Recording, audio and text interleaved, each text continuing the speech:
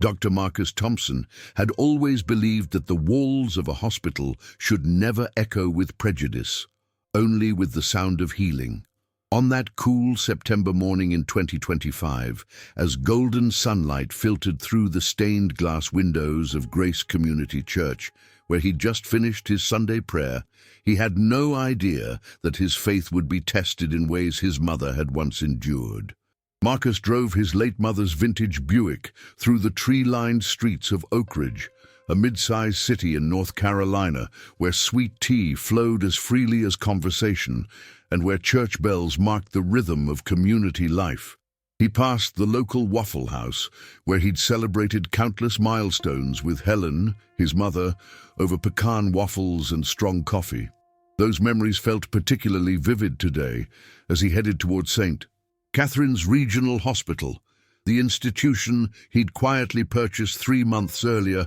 through a series of private transactions that kept his identity carefully shielded from the staff and community. He wanted to walk through his hospital as an invisible observer, to see the truth of how patients were treated when no one knew the owner was watching.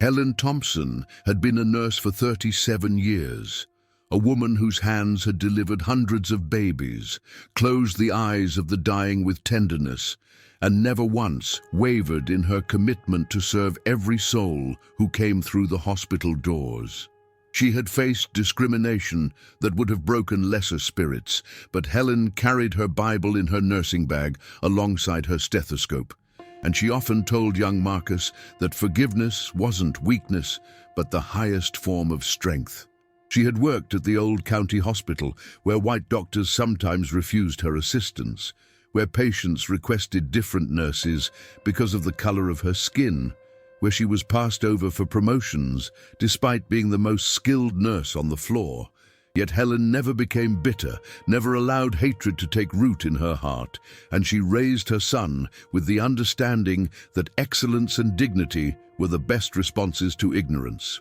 Marcus had honored her memory by becoming a cardiovascular surgeon, one of the finest in the state, and when St. Catherine's came up for sale after its previous owner retired, Marcus saw an opportunity to create the kind of healing space his mother had always dreamed about. He'd spent 3 years planning this purchase, assembling investors, reviewing the hospital's financials, and envisioning how he would transform not just the facilities, but the culture itself. St. Catherine's sat on 12 acres of former farmland, a sprawling complex of brick and glass that served over 40,000 patients annually from Oak Ridge and the surrounding rural communities. The hospital had a reputation for competent medical care, but also for a certain institutional coldness, a bureaucratic distance that made patients feel like numbers rather than neighbors. Marcus intended to change that, but first he needed to understand exactly what he was working with,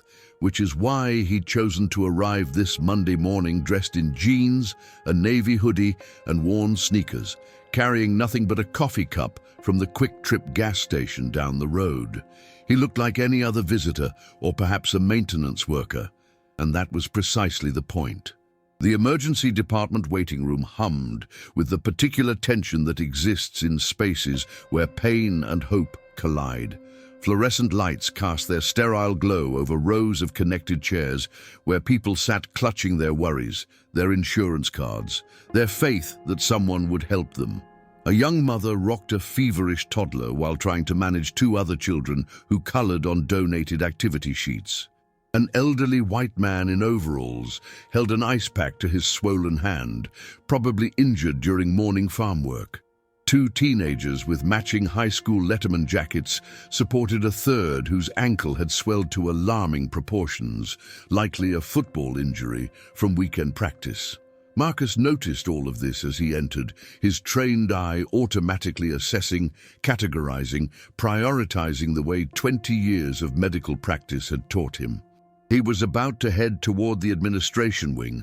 when he heard a familiar voice call out his name with desperate relief. Mrs. Dorothy Patterson sat in a wheelchair near the triage window, her face creased with pain and fear, her church hat slightly askew, her Sunday dress wrinkled from what must have been a difficult morning. Marcus had known Dorothy his entire life because she had been Helen's closest friend, a woman who sang alto in the choir and made the best peach cobbler in 3 counties, a dessert she always brought to church potlucks in her grandmother's antique dish. Dorothy had been at Helen's bedside when she passed 2 years ago, holding her hand and singing Amazing Grace in a voice that could make angels weep. Now Dorothy was clearly suffering, her breath coming in short gasps, her hand pressed against her chest in the universal gesture of cardiac distress. Marcus moved toward her immediately, his medical training overriding any thought of maintaining his anonymous observer status. He knelt beside her wheelchair, taking her hand, feeling for her pulse, noting the clamminess of her skin and the grayish tint around her lips that signaled poor oxygenation. Dorothy's eyes widened with recognition and relief as she whispered his name, asking him what he was doing there, saying she'd tried to reach her regular doctor but couldn't get through on a Sunday, explaining that the chest pain had started during the morning service and hadn't stopped, that she'd driven herself here because she lived alone and didn't want to bother anyone. Marcus spoke to her in the calm, authoritative voice he used with patience, telling her she'd done exactly the right thing by coming in,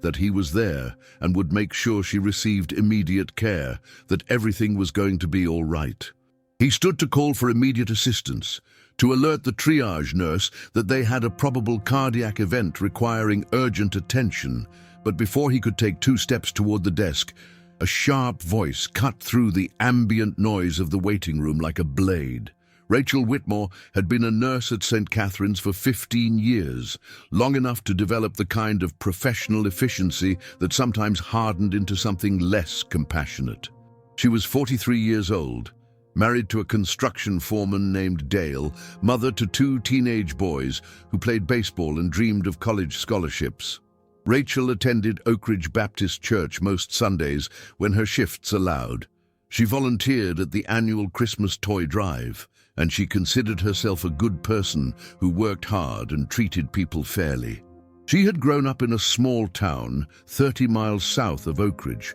where everyone looked like her, where the unspoken rules of social hierarchy were as fixed as the stars, where certain assumptions about race and class were absorbed through the air itself rather than explicitly taught. Rachel had never considered herself prejudiced because she'd never burned a cross or used slurs or consciously wished harm on anyone different from herself. But she carried within her a set of unconscious biases that shaped how she perceived the world, who she assumed belonged in certain spaces, whose pain she prioritized, whose presence made her comfortable or uncomfortable. When Rachel looked up from her computer screen and saw a tall black man in street clothes leaning over a patient, speaking to her with familiarity, her brain made a series of rapid calculations based on appearance rather than reality. She saw the hoodie, the jeans, the coffee cup, and she placed this person in a category that made sense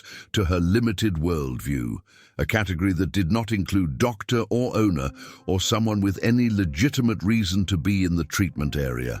Rachel moved quickly from behind the desk, her white nursing clogs squeaking against the linoleum floor, her voice carrying the kind of authoritative irritation that healthcare workers sometimes deploy when they believe someone is violating protocol.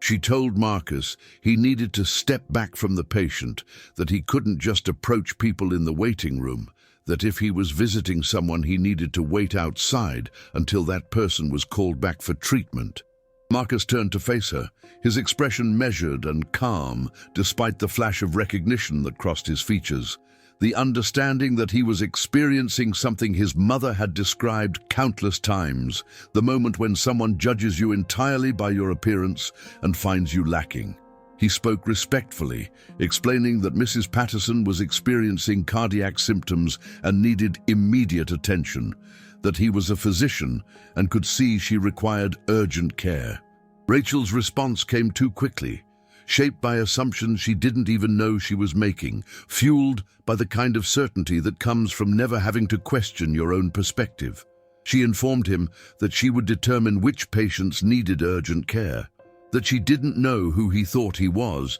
but he couldn't just walk in and start diagnosing people, that if he didn't return to the waiting area, she would call security to escort him out. The tension in the room shifted palpably as other patients and visitors began to notice the confrontation, as phone cameras emerged from pockets and purses, as people leaned forward in their chairs to hear better. Marcus maintained his composure with the kind of dignity that comes from deep spiritual grounding, from years of facing microaggressions and outright discrimination, from his mother's voice in his head reminding him that responding to ignorance with anger only feeds the cycle. He tried once more to explain, to de-escalate, to focus attention back on Dorothy, who was clearly deteriorating in her wheelchair, her breathing more labored now, her hand gripping the armrest with desperate strength. But Rachel had committed to her interpretation of events, had decided that this man was a problem to be managed rather than a colleague to be respected. And she raised her voice to declare that she didn't care who he thought he was, that this was her emergency department and he needed to leave immediately or she would have him removed. The words hung in the air like smoke from a fire that would soon consume everything in its path. Other staff members began to gather, drawn by Rachel's raised voice and the unusual nature of the confrontation. Nurse James Wilson, a black man in his 50s who had worked alongside Rachel for a decade, approached with concern etched on his face, recognizing immediately that something was going terribly wrong. Dr. Sarah Chen, a young emergency physician who had just finished her residency, emerged from one of the treatment rooms and froze when she saw the scene unfolding. Several patients had their phones raised now, recording, capturing every word and gesture for the permanent record of social media where such moments lived forever, where context collapsed and judgment came swift and certain. Marcus felt the weight of the moment, the choice before him, the path his mother would want him to take. He could reveal his identity right now, could pull out the hospital ID badge he carried in his pocket, could embarrass Rachel in front of everyone, and establish his authority through the power dynamics she clearly understood and respected. But something in him resisted that approach, wanted to give her one more chance to see him as a human being rather than forcing her to see him as her boss, wanted to offer her the dignity of choice even as she denied him that same dignity. So Marcus spoke quietly, his voice carrying across the now silent waiting room with the kind of power that comes from absolute control, from moral certainty, from the knowledge that truth eventually reveals itself, no matter how hard people try to obscure it. He said simply, almost gently, with just a hint of sadness in his tone, that even in his own hospital, he was being told to leave. The silence that followed those words felt infinite, a moment stretched thin as crystal, fragile as faith, heavy as judgment. Rachel's face registered confusion first, her brain struggling to process what she just heard, to reconcile the man in the hoodie with the concept of ownership, to understand how badly she had miscalculated. The waiting room had become a theater where everyone held their breath, where the actors had forgotten their lines, where the script was being rewritten in real time by forces none of them fully controlled. Dr. Chen moved first, recognition flooding her features as she whispered his name, like a prayer or a plea, asking if he was Dr. Thompson, if he was the new owner, her voice rising with each word as understanding crashed over her like a wave. The hospital administrator, a nervous man named Gerald Peterson, who wore expensive suits to compensate for his lack of backbone, rushed into the waiting room, having been alerted by someone that there was a situation requiring his attention. And when he saw Marcus standing there, when he understood what had just transpired, the color drained from his face like water from a broken vessel. Rachel Whitmore stood frozen in the center of the emergency department waiting room as reality crashed down around her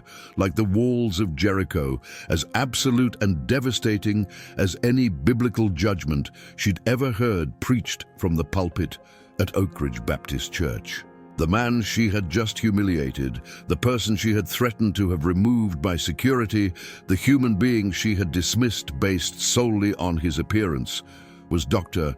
Marcus Thompson, cardiovascular surgeon, philanthropist, and as of 3 months ago, the owner of St. Catherine's Regional Hospital. The phones that had been recording her confrontation with him now captured her face as understanding transformed it from righteous certainty to horrified disbelief, from professional authority to personal devastation. Her mouth opened, but no words emerged, because what could anyone say in such a moment? What explanation could possibly bridge the canyon between what she had done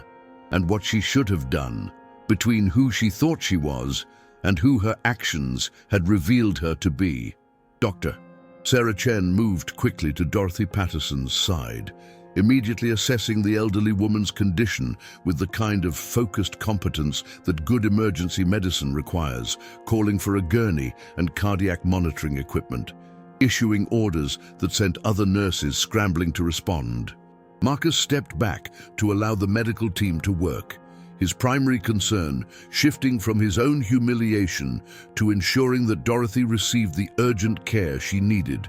And within moments, she was being wheeled toward the cardiac care unit with Dr. Chen accompanying her, promising Marcus she would personally oversee every aspect of Dorothy's treatment. Gerald Peterson, the hospital administrator whose entire career had been built on avoiding conflict and managing optics rather than confronting real problems, approached Marcus with the kind of obsequious apology that made everyone uncomfortable. His hands clasped together as if in prayer, his voice trembling with the fear of lawsuits and bad publicity and all the professional catastrophes that could flow from this single incident. He assured Marcus that this was completely unacceptable, that Rachel would be terminated immediately, that he would personally ensure such a thing never happened again, speaking rapidly as if the sheer volume of his words could somehow undo what had occurred. But Marcus raised his hand gently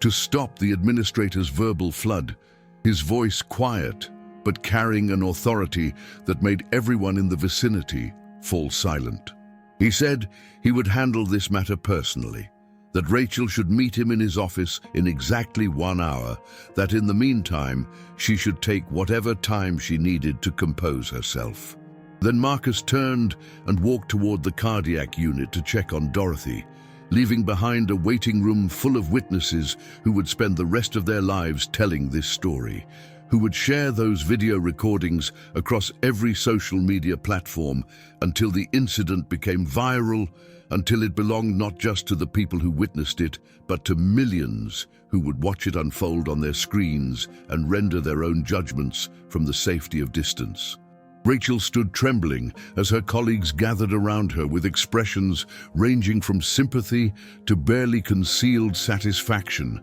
because hospital politics were as complex as any other workplace, and Rachel had made enemies over the years through her efficiency that sometimes crossed into coldness, her adherence to protocol that sometimes ignored compassion. James Wilson, the senior nurse who had worked night shifts for 20 years before moving to days, gently took Rachel's elbow and guided her toward the staff locker room, understanding that she needed to be removed from public view before she completely fell apart. The locker room smelled of industrial cleaning solution and the coconut body spray that one of the younger nurses always applied too liberally, and Rachel sank onto the wooden bench between the rows of metal lockers as her legs finally gave out beneath her. She put her face in her hands and began to shake, not crying yet, but experiencing something deeper than tears, a fundamental crisis of self-understanding that happens when the image you've carried of yourself as a good person collides violently with evidence of your own capacity for cruelty. James sat beside her without speaking, his presence a comfort even as his silence served as gentle condemnation, and after several long minutes, Rachel finally looked up at him with red-rimmed eyes and asked how she could have been so stupid,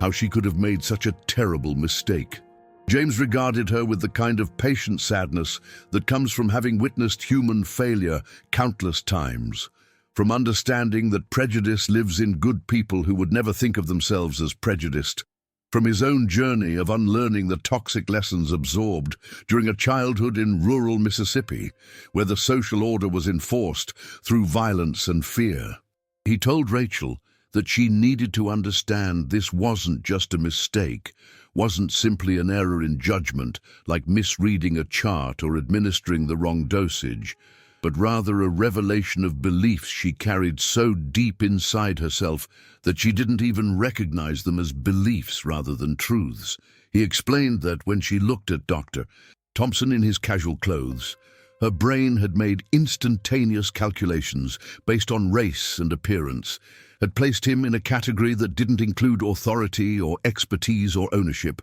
and those calculations had happened so automatically that she genuinely believed she was just maintaining hospital protocol rather than enforcing racial hierarchy. Rachel wanted to protest, to defend herself, to explain that she had never considered herself racist, that she had black friends, that she donated to the United Negro College Fund every year during the hospital's charity drive. But even as these thoughts formed, she recognized how hollow they sounded, how they functioned as shields against self-examination rather than evidence of actual transformation.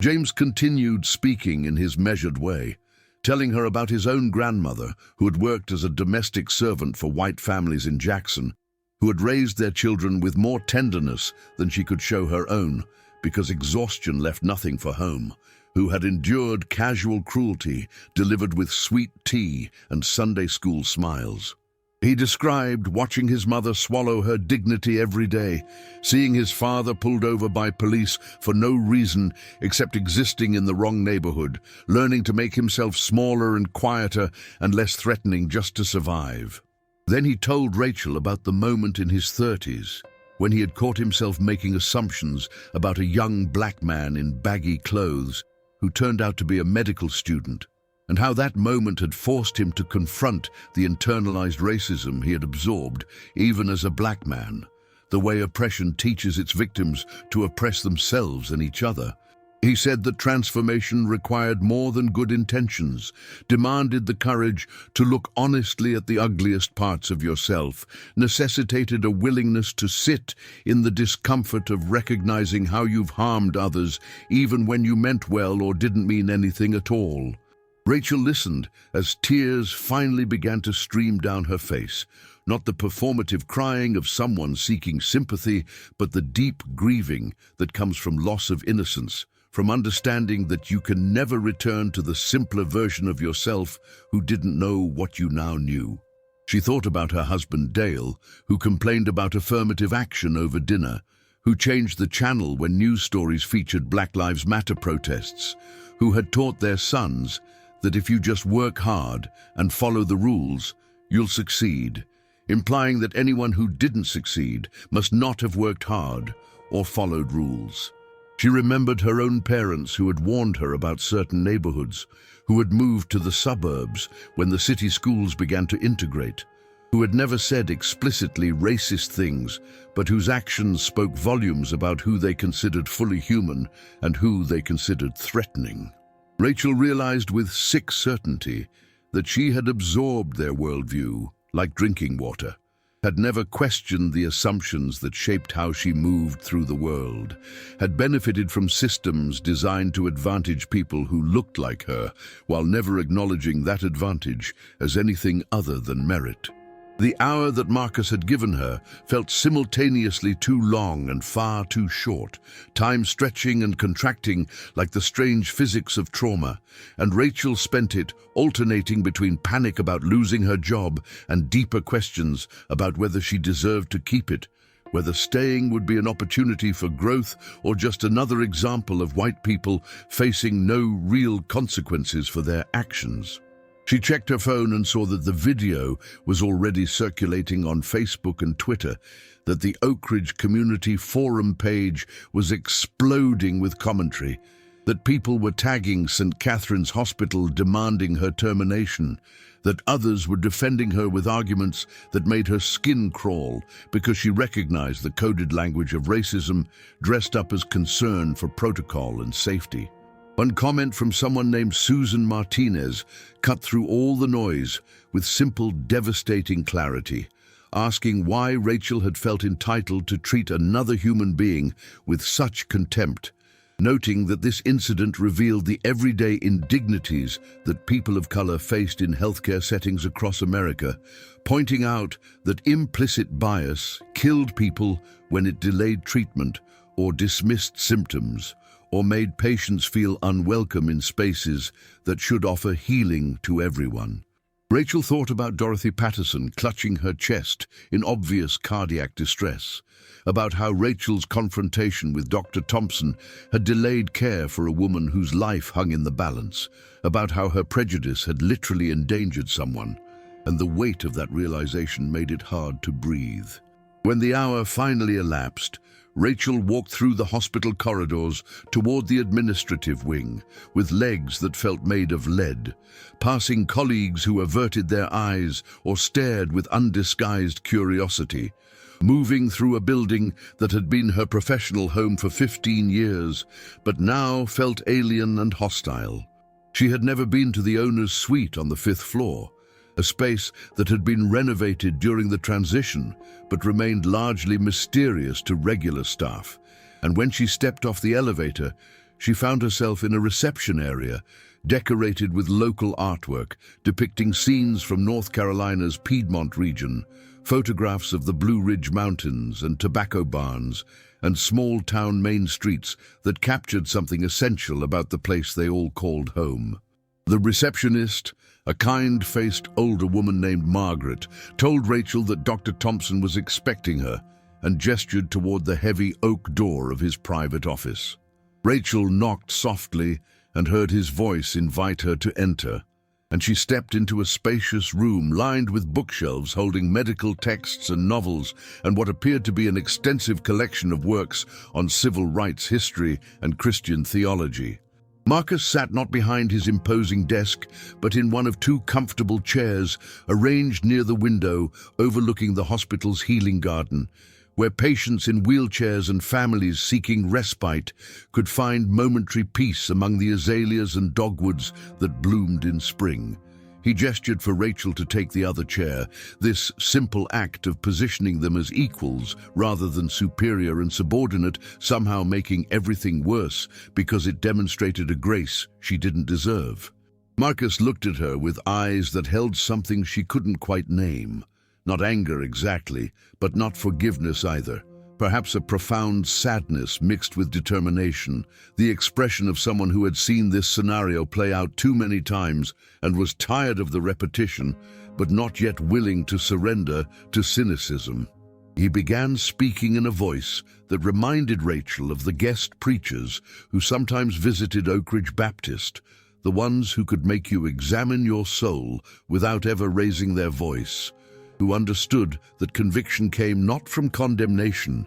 but from truth spoken with love. Marcus said he wanted to tell her about his mother, Helen, about a woman who had dedicated her life to nursing when that profession offered black women one of the few paths to middle-class stability and professional respect, who had faced discrimination that would have destroyed someone with less faith and determination. He described Helen's experience at County General Hospital in the 1980s, how white doctors had refused to take her clinical assessments seriously even when patients' lives depended on her observations, how she had been passed over for promotions in favor of less qualified white nurses, how patients had sometimes requested different nurses because they didn't want to be touched by black hands. Marcus's voice caught slightly as he recounted a specific incident when Helen had identified the signs of internal bleeding in a post-surgical patient,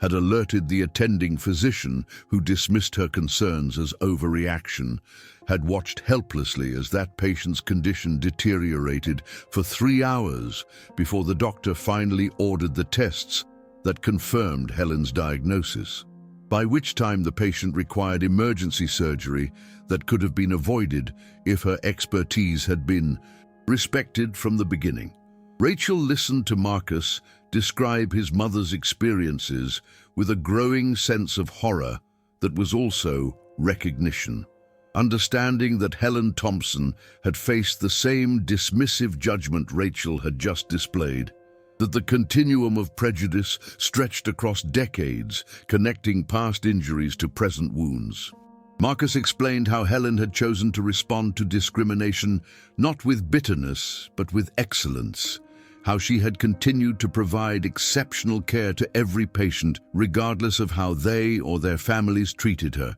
how she had mentored young nurses of all races and taught them that healing required leaving your prejudices at the door because sick people needed competent, compassionate care, regardless of who provided it. He described Sunday dinners at their small house on Maple Street, where Helen would cook fried chicken and collard greens and cornbread, where she would say grace thanking God for the opportunity to serve, where she would tell young Marcus that he should become a doctor not to prove anything to white people, but to honor the gift of intelligence and opportunity that God had given him. Marcus's voice grew softer as he recounted his mother's final years, how she had developed the same heart disease she had spent decades helping others survive, how even as a patient she had maintained her dignity and grace, how she had made him promise that if he ever had the chance to change the healthcare system, he would do so not through anger or revenge, but through creating spaces where everyone was treated with the respect and compassion that Christ commanded.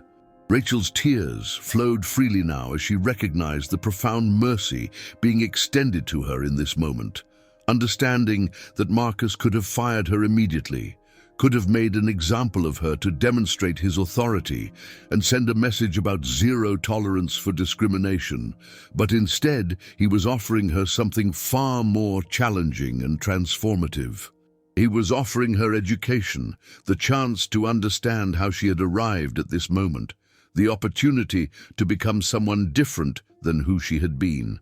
Marcus leaned forward in his chair, his hands clasped between his knees, and asked Rachel a question that would haunt her for years afterward, a question that had no easy answer but demanded honest wrestling. He asked what she saw when she looked at him that morning, what calculations her brain had made in those split seconds before she decided he didn't belong in the treatment area. What stories she had told herself about who has authority and who poses threats, about whose pain matters urgently and whose can wait, about which bodies are assumed competent and which are assumed suspicious. Rachel wanted to deny that race had played any role, wanted to claim she would have responded the same way to anyone in casual clothes approaching a patient, but she couldn't lie to him or to herself anymore, couldn't maintain the comfortable fiction that she was colorblind when her actions had been shaped entirely by the color she saw.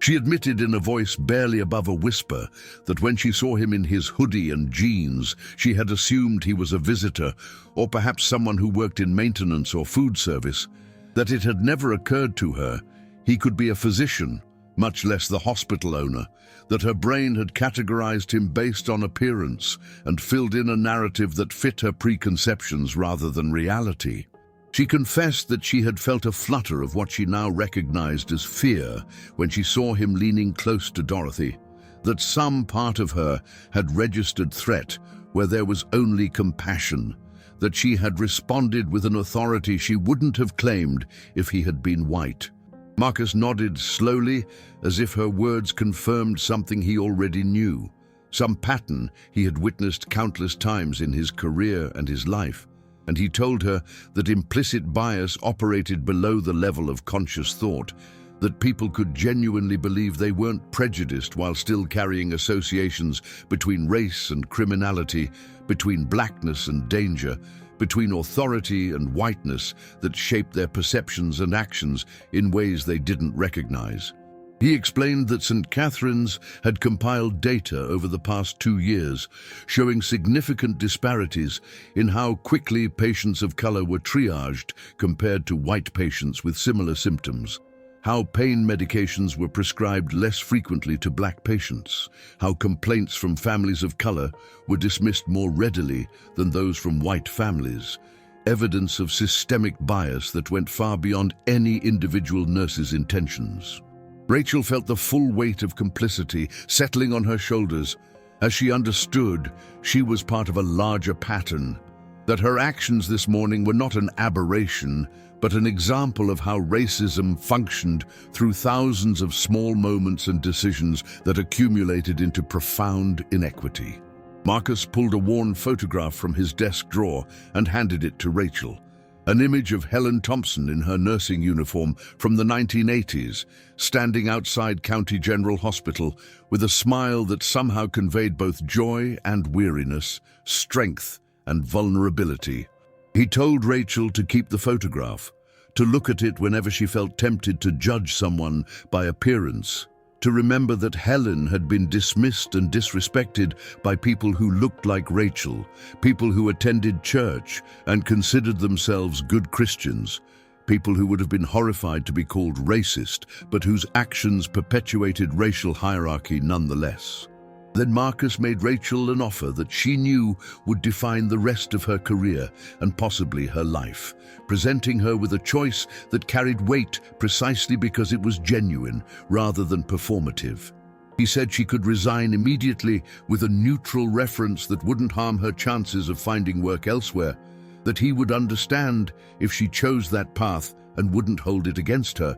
or she could stay at St. Catherine's under strict conditions that included mandatory bias training, regular meetings with him to discuss her progress, participation in community listening sessions where she would hear directly from patients of color about their healthcare experiences, and a probationary period during which any similar incident would result in immediate termination.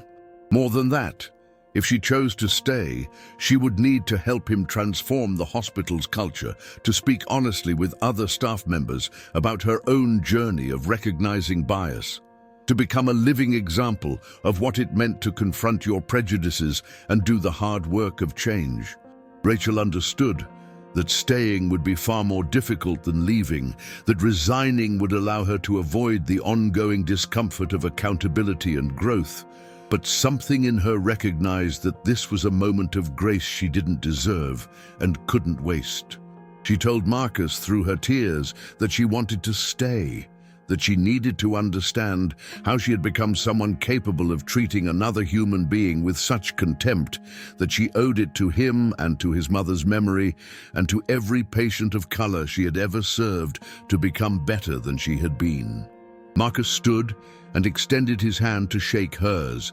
sealing their agreement with the same formal gesture that marked important commitments in American professional culture, and he told her to report to Human Resources the following morning to begin her training program. As Rachel left his office and made her way back through the hospital, she felt simultaneously lighter and heavier, freed from the immediate fear of termination, but burdened with the responsibility of transformation. If you're finding this story powerful and moving, please take a moment to like this video, subscribe to our channel, and hit the notification bell so you never miss stories that challenge us to grow. Comment below with your thoughts on grace and second chances. The next 3 months became a crucible for Rachel Whitmore, a period of uncomfortable education that stripped away the comfortable myths she had built her identity upon and forced her to see herself and her society with painful clarity. She attended workshops at the Piedmont Equity Institute in Durham, where facilitators guided predominantly white healthcare workers through exercises designed to surface unconscious bias, where she watched videos of Black patients describing how they had to advocate aggressively for pain medication that would have been offered automatically to white patients, where she learned about the historical roots of medical racism, from the Tuskegee experiments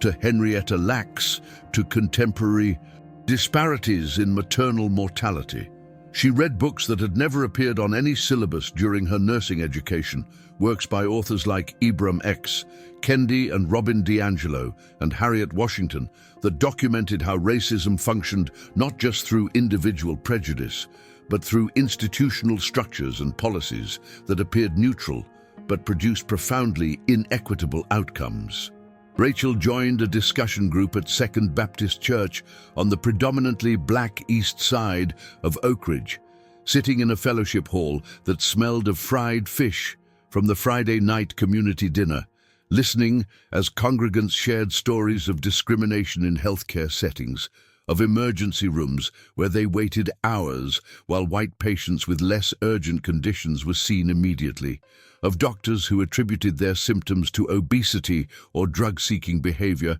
without proper examination, of the exhaustion that came from constantly having to prove their pain was real and their concerns legitimate. An elderly man named Mr. Clarence Washington, who had worked for 40 years at the Burlington Mills textile plant before it closed, described how he had ignored chest pain for 3 days because his previous experiences with the healthcare system had taught him that seeking help often meant being treated as a problem rather than a patient. By the time he finally went to the emergency room, his heart attack had caused permanent damage that earlier intervention could have prevented, and he lived now with limitations that might have been avoided if he had felt confident that his symptoms would be taken seriously. Rachel listened to these testimonies with growing anguish, recognizing patterns she had participated in without awareness, remembering moments in her own career when she had made patients wait longer or questioned their pain levels or assumed non-compliance rather than considering the social determinants that shaped health outcomes. She met regularly with Marcus in his office, sessions that felt part mentorship and part therapy, where he pushed her to move beyond guilt into understanding and action. He explained that white guilt was ultimately self-indulgent, centering her own feelings rather than the experiences of those harmed by racism, that the goal wasn't to feel bad about being white, but to leverage whatever privilege that identity conferred to dismantle systems of inequity. Marcus shared articles about how implicit bias training alone rarely produced sustained change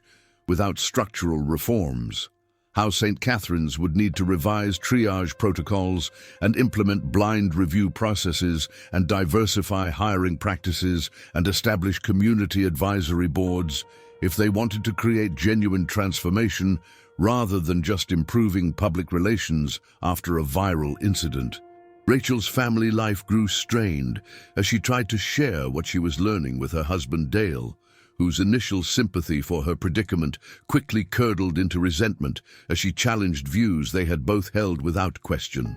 He complained that she was becoming too political, that she was buying into liberal propaganda, that pretty soon she'd be calling him racist just for voting Republican and flying the American flag, missing entirely her point that patriotism and racial justice weren't opposed, but that real love of country required confronting its failures as well as celebrating its ideals. Their dinner table became a battlefield where Rachel tried to explain concepts like systemic racism and white privilege while Dale dug in defensively. And their teenage sons watched these exchanges with confusion that gradually shifted toward grudging respect for their mother's willingness to change. Rachel's transformation became visible in small daily choices that accumulated into a different way of being in the world, noticing when she felt more comfortable with white patients than black ones and interrogating that discomfort, speaking up when colleagues made assumptions based on race or class or insurance status, volunteering to serve on the newly formed Health Equity Committee that Marcus had established with representatives from throughout the hospital and community. She befriended Keisha Williams, a black respiratory therapist who had worked at St. Catherine's for 8 years and who initially regarded Rachel with justified suspicion, but gradually came to appreciate her genuine efforts at growth. Keisha became an invaluable teacher, pointing out moments when Rachel's good intentions missed the mark, explaining the difference between performative allyship and authentic solidarity, sharing her own experiences of code switching and emotional labor, and the constant vigilance required to navigate predominantly white professional spaces. Through Keisha, Rachel learned about things she had never considered, like the anxiety many black parents felt when their children needed medical care, wondering if providers would see their child as innocent and worthy of tenderness or as somehow threatening and undeserving of the same attention white children received automatically. The transformation of Rachel Whitmore and St. Catherine's Regional Hospital did not follow a straight line, but rather moved in the messy, complicated pattern of all genuine change, with progress and setbacks, and moments when it seemed easier to abandon the effort than continue the difficult work of confronting decades of ingrained bias and institutional inertia. 6 months after the incident that had gone viral and made St. Catherine's a case study in healthcare discrimination, Marcus stood before the hospital's quarterly staff meeting in the renovated cafeteria that now featured artwork from local black artists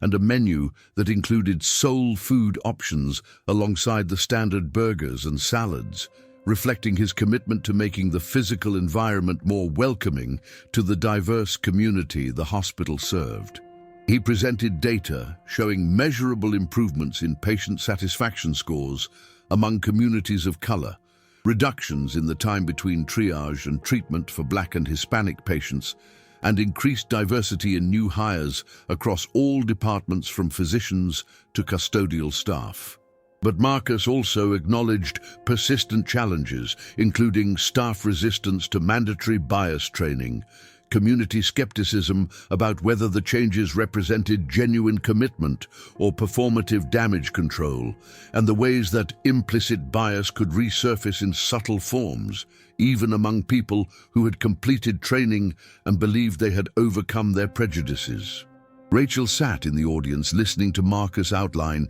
the equity initiatives she had helped develop, feeling a complex mixture of pride in the progress and humility about how much further they needed to go. And when Marcus invited her to the front to share her testimony, she walked forward with trembling hands but clear purpose. She stood before 300 colleagues and described the morning when she had refused to treat Dorothy Patterson because she had been too busy judging Dr. Thompson to see the medical emergency unfolding in front of her, and she spoke with the kind of raw honesty that made some people squirm in their seats, while others leaned forward with recognition. Rachel explained that she had genuinely believed she wasn't racist because she had been using the wrong definition, measuring herself against violent extremists rather than examining the everyday assumptions that shaped how she perceived and treated people of different races. She described the painful process of recognizing that good intentions meant nothing if they didn't translate into equitable outcomes, that her comfort and feelings mattered far less than the harm she had caused through her bias. That transformation required ongoing vigilance rather than a one-time revelation. Some staff members responded with appreciation for her vulnerability, while others remained skeptical, wondering why she still had a job when similar incidents at other hospitals had resulted in immediate termination, questioning whether her racial privilege had protected her from consequences that a nurse of color would have faced. These criticisms stung precisely because they contained truth, and Rachel had learned not to deflect discomfort, but to sit with it and learn from it, to understand that her story of redemption might feel inspiring to some white colleagues, but could seem like another example of centering white feelings to those who live daily with the impact of racism.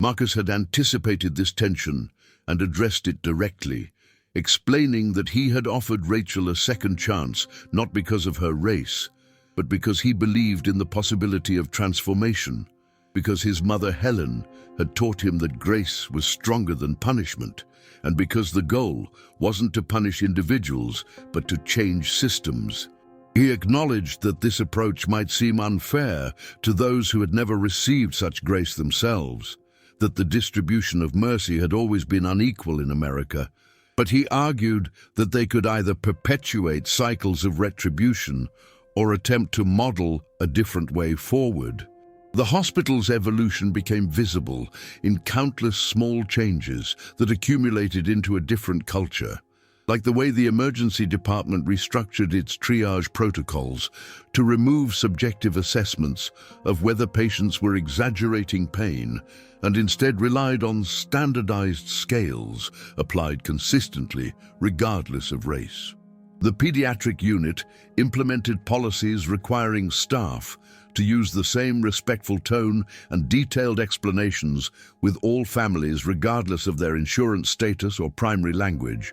Recognizing that the frustrated, impatient communication style some nurses had adopted with Medicaid patients and non-English speakers constituted a form of discrimination that undermined care quality. The hospital began offering financial counseling services that helped patients navigate the Byzantine complexity of medical billing without shame. Recognizing that medical debt destroyed lives and that the healthcare system itself generated much of the confusion, it then punished patients for not understanding. Rachel's role evolved as she completed her probationary period, and Marcus appointed her to the newly created position of patient equity advocate, a role that involved training new staff on implicit bias, investigating complaints of discriminatory treatment, and serving as a liaison between the hospital administration and community organizations. Some colleagues resented her elevation,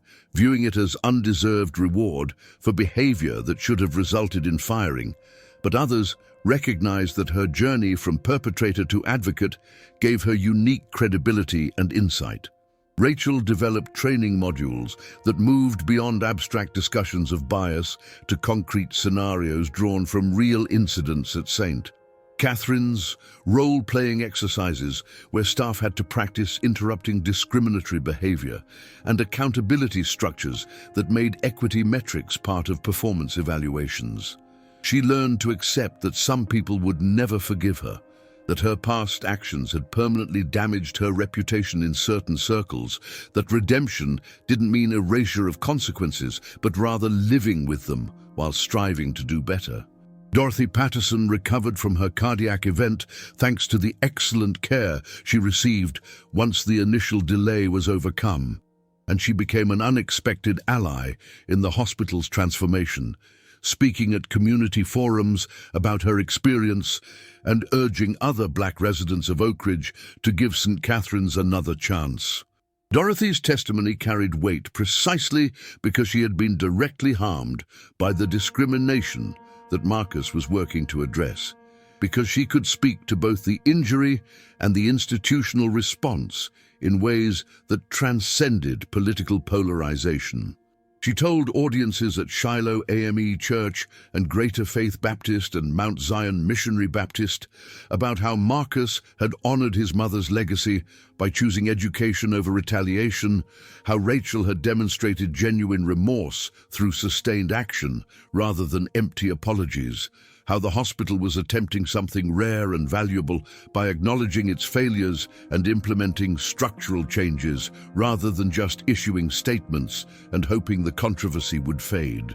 Dorothy's endorsement didn't erase skepticism, but it created space for possibility, permission for community members to engage with St. Catherine's transformation efforts without feeling they were betraying racial solidarity. The hospital established a community health advisory board composed of residents from Oak Ridge's historically Black East Side and the predominantly Hispanic neighborhoods near the textile mills, people who used St. Catherine's emergency department because they had no other options, who understood intimately how the healthcare system failed poor people and people of color. The board reviewed patient satisfaction data broken down by race and ethnicity, identified patterns in complaints and concerns, and pushed back when hospital administrators proposed solutions that sounded good but wouldn't address root causes. Marcus attended every board meeting, listening more than speaking, taking notes,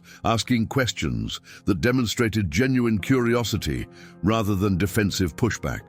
He learned that many residents avoided seeking care until conditions became emergencies because previous experiences had taught them they would face judgment and disrespect, that the lack of evening and weekend clinic hours made it nearly impossible for people working hourly jobs to access preventive care, that the hospital's financial assistance programs were so bureaucratically complex that many eligible patients never applied.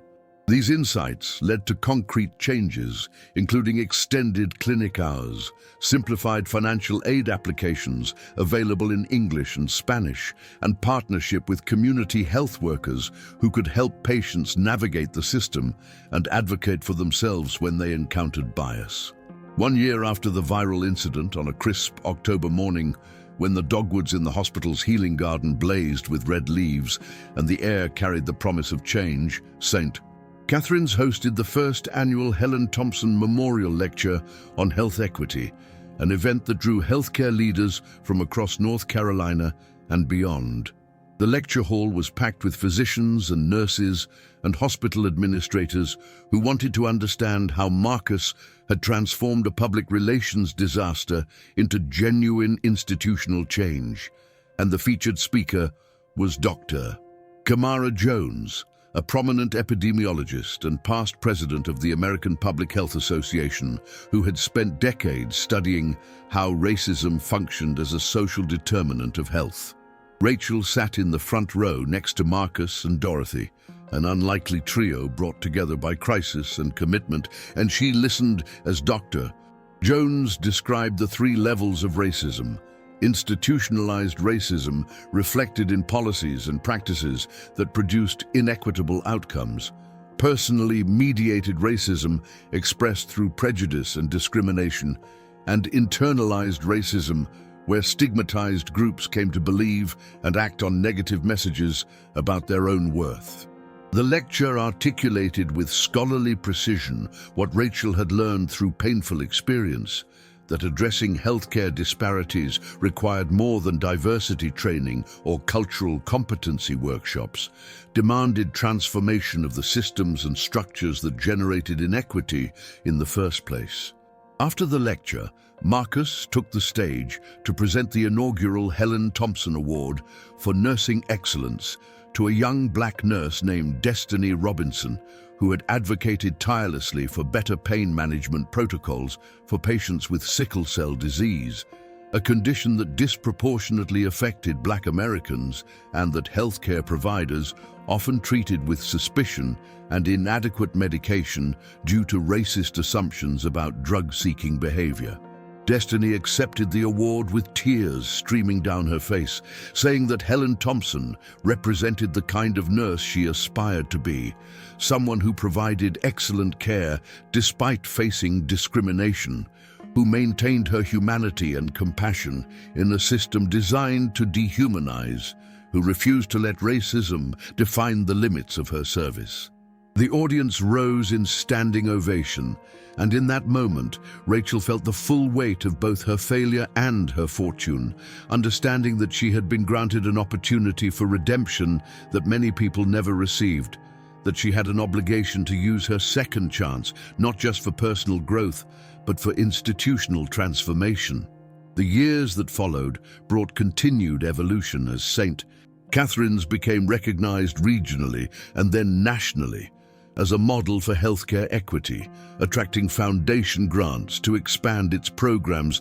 and training healthcare professionals from other institutions who wanted to replicate its approach. Rachel traveled to conferences to share her story, always emphasizing that transformation was ongoing rather than complete, that she still caught herself making assumptions based on race or class or appearance, that vigilance against bias required constant attention and humility. She spoke at nursing schools and medical schools about the gap between the values healthcare professionals espoused and the ways those values often failed to translate into equitable practice, about how the oath to do no harm had to include recognition that discrimination itself caused harm as real as any medical error. Marcus expanded his vision beyond St. Catherine's to establish the Piedmont Health Equity Network, a coalition of hospitals and clinics across central North Carolina committed to addressing racial disparities in healthcare outcomes. The network shared data and best practices, conducted joint community health assessments, and advocated for state policies that would expand Medicaid and increase funding for community health centers, and address the social determinants that shaped health more powerfully than any medication. Marcus became a sought-after speaker and consultant. His story of purchasing St. Catherine's and transforming it through equity-centered leadership, inspiring other physicians and healthcare executives to see their work not just as treating individual patients, but as confronting the systems that made people sick. Yet Marcus remained grounded in the particular, never losing sight of individual patients and staff members, maintaining his practice of walking through the hospital unannounced to observe how people were actually treated rather than how policies said they should be treated. 5 years after Rachel had refused to treat him in his own hospital, Marcus stood once again in the emergency department waiting room, this time during the evening shift on a Friday night when the census was highest and the stress was greatest. He watched as a young white male nurse named Tyler approached an elderly Hispanic woman who was holding her stomach and speaking rapidly in Spanish, and Marcus tensed slightly as he observed how Tyler would handle this encounter, whether the training and culture change had truly taken root or remained superficial. Tyler knelt beside the woman's chair with a warm smile, pulled out his phone to access the translation app that all staff were now required to have ready, and spoke slowly in English while the app translated to Spanish, asking about her symptoms and reassuring her that she would receive care. Tyler noticed that the woman seemed anxious, and he took extra time to explain the process, to ask if she had family he could call, to ensure she felt welcomed rather than processed. Marcus felt a wave of emotion as he recognized that this small interaction represented the fulfillment of his mother's dream, that Helen's legacy lived not just in the scholarship fund that bore her name or the annual lecture series, but in these everyday moments when healthcare workers chose to see the full humanity of every patient, regardless of race or language or insurance status. Rachel appeared at Marcus's side, having spotted him during her evening rounds, and together they watched Tyler complete his assessment and arrange for a bilingual physician to examine the patient. Rachel had tears in her eyes as she turned to Marcus and said simply that his mother would be proud, that Helen's suffering had not been in vain, that grace truly was the greatest power, even stronger than hate. Marcus nodded and pulled from his pocket the photograph of Helen that he always carried, the same image he had given Rachel 5 years earlier, and he touched it gently as if drawing strength from his mother's smile. The waiting room continued its familiar rhythm of pain and hope, anxiety and relief, people from every background united in their vulnerability and their need for healing. And above the doorway hung a plaque with words that Helen Thompson had often repeated, words that had become the hospital's mission statement through Marcus's leadership and Rachel's advocacy, and the collective commitment of staff who had chosen transformation over comfort. The plaque read simply, "True healing begins not in the body but in the heart," and it starts with the courage to see our own blindness and the grace to forgive when others finally open their eyes. And the story of what happened that September morning when a white nurse refused to treat a black man who turned out to be the hospital owner had entered into local legend, told and retold at church dinners and community gatherings, shared across social media with millions of views, dissected in seminary classes and nursing ethics courses across the country. But the real story, Marcus knew, was not about a single dramatic incident, but about the slower, harder work of transformation that followed. About choosing daily to see every person who entered St. Catherine's doors as deserving of dignity and excellent care. About building systems that didn't rely on individual goodness, but instead created structures that made equity the default rather than the exception.